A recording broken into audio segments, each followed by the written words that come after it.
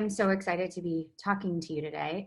For anyone who's watching, this is Jenny Offill, who wrote Weather, which I read last month, which was so incredible. And I have been such a fan of her since I read her children's book, Sparky. And I also loved Department of Speculation and Last Things. And I am so thrilled to be talking to you today. Thank you. Thanks for having me.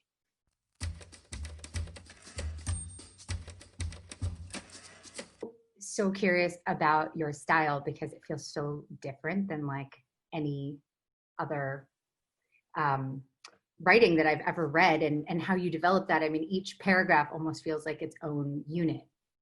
In between that first book and the second, I started becoming really interested in like, how could I capture more of what thought felt like to me and more of the kind of, I don't know, trains of association that we all have? Because I find that often when I'm thinking about something, I'll be thinking about something in a kind of big picture way. And then the next thing I'm trying to remember that I have to pick up tinfoil at the grocery store. And the next thing I'm remembering a joke that my kid told me this morning and a little bit of a song lyric and all these things that kind of drift in and out.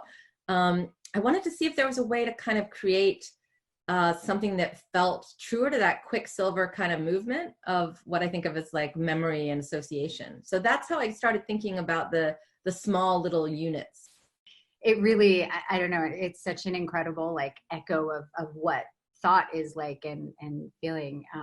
I love also about how you write so honestly about relationships and what it is to feel, you know, not always so positive about relationships with partners, children. How do you do that and like stay honest and not, you know, compromise real life relationships? What's it like to try to write about what I think of as like the whole continuum of emotion? I mean, I feel like I say sometimes to my students, you know, have you ever been in a situation where it's very much a like mixed state of emotions? And I bet as an actor that you think about this too. It's like, if you've ever been to a funeral where someone, something funny happens and you immediately are in this very strange situation where people are laughing in the middle of being sad. I'm always really looking for those moments, those kind of dense, I think Dalila called them dense anatomies of feeling. And when I find them, I feel like, to me, that's where I find truth, you know, because it isn't all one thing or the other usually.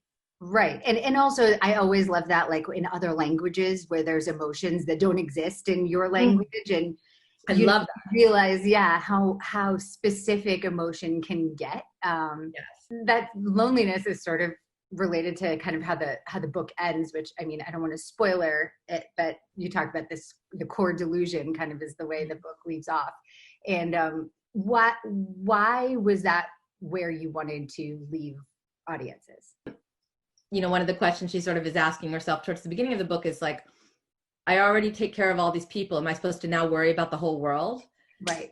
And what does it feel like? What does it feel like to keep thinking about not just yourself and your family and your friends, but also to think about strangers? And we're obviously living in a moment in time right now where we're all thinking collectively in a kind of interesting way. And so that's why I wanted to land there. And I wanted to land in a moment that was kind of, I hope, surprising, like that she didn't start out at that point of feeling like those distinctions could be collapsed between maybe friend and stranger or here and there, but she gets closer to that as the book goes on. What were the unintended implications of like what you were talking about around climate that you feel like are relevant to what we're living through now?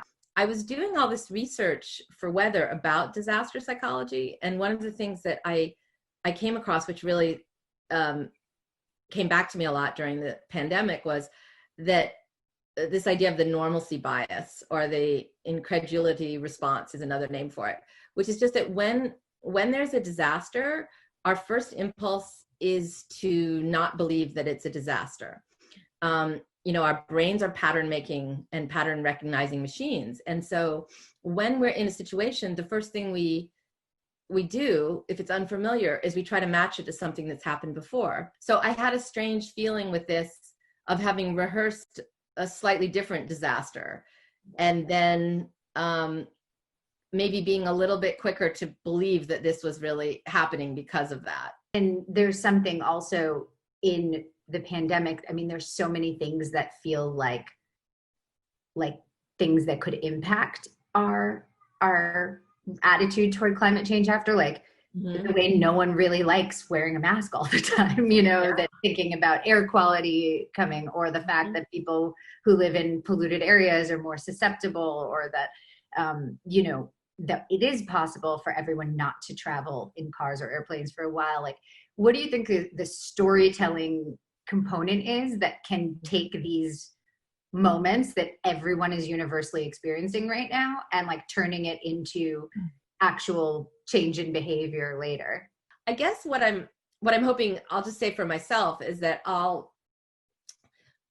I really do like to travel. And that for me has always been kind of the Achilles heel about like wondering, okay, how do I live more in line with my beliefs? Like, you know, and then I'm going to hop on a plane and, you know, obviously the irony of traveling around on planes to talk about my novel about climate change. It's been good to kind of have that paring back of like how much of it is necessary and how much of it was kind of just being caught up in the hamster wheel of like what you're expected to do and what people want you to do. I'm so happy to talk to you. Thank you so much for talking. Thank you so much. This has been really fun.